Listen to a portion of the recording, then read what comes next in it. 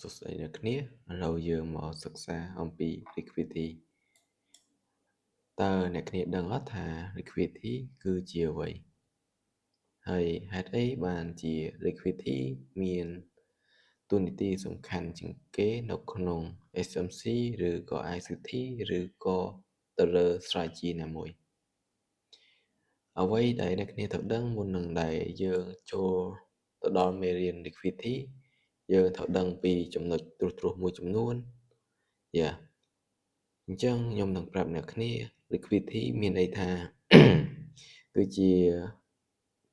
បណ្ដុំ order មួយដែលធំឥឡូវយើងនិយាយឲ្យងាយយល់គឺជាកន្លែងដែលមាន buy sell order ច្រើនហើយភាគច្រើន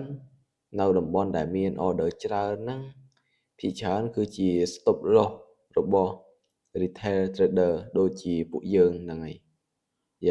អញ្ចឹងហើយបានយើងត្រូវតែរៀនឬក៏សិក្សាអំពី liquidity ឲ្យច្បាស់ដើម្បីធ្វើយ៉ាងម៉េចឲ្យយើងចុច order ឲ្យវាចំតម្លៃដោយពួកធនាគារធំឬក៏ពួកអ្នកដែល trade ធំអញ្ចឹងទៅអញ្ចឹង smart money មិនចូល trade ដោយចៃដន្យទេពួកគេត្រូវការ liquidity ដើម្បីបំពេញ order ធំរបស់ពួកគេហើយ liquidity ស្ថិតនៅត្រង់ណាខ្លះចំពោះ liquidity វាមានបែងចែកច្រើនប្រភេទហើយខ្ញុំសូមលើកយកមកខ្លះហើយយើងនឹងបញ្យល់ឥឡូវយើងមកមើលពី liquidity យើងគួរយក liquidity បែបណាឥឡូវគឺខ្ញុំនឹងគូបន្ទាត់ឡើងអំពី liquidity ទី1ខ្ញុំសូមបង្ហាញអំពីsingle liquidity គឺជា liquidity ដែលមាន structure ឥឡូវយើងមើលបែបម៉េចនៅមេរៀនមុនយើង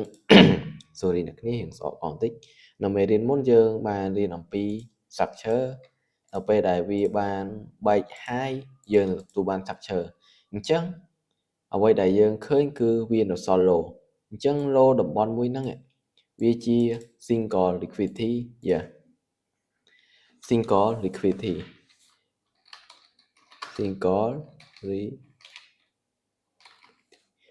អញ្ចឹងវាគឺជា single liquidity មានថា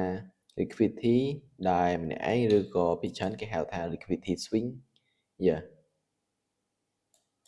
ហើយបន្ទាប់មកយើងត្រូវសិក្សាថាតើការប្រើប្រាស់ liquidity បែបម៉េចខ្ញុំអត់ទាន់បញ្ចូលទេយើងចាំឲ្យវារៀនទៅតាមលំដាប់លំដោយ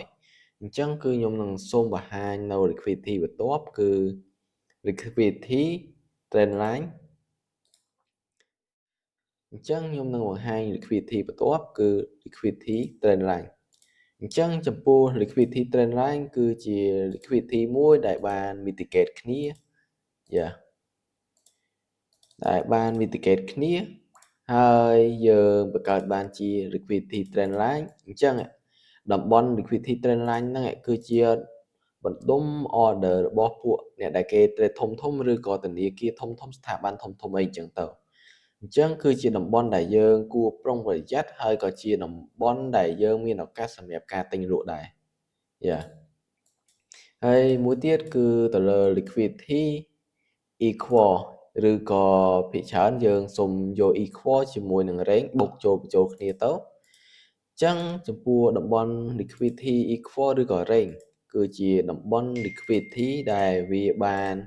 នៅជ្រុំហើយមានតម្លៃស្មើគ្នាទាំង low នេះគឺជា equal high ហើយនេះគឺជា equal low អញ្ចឹងខ្ញុំសូមដាក់ឈ្មោះឲ្យអ្នកគ្នា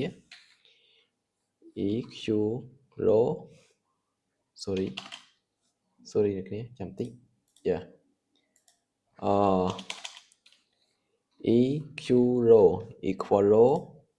នេះគឺជាផ្នែក equal low ហើយនេះគឺជាផ្នែក EQ high ហើយមួយទៀតគឺ trend line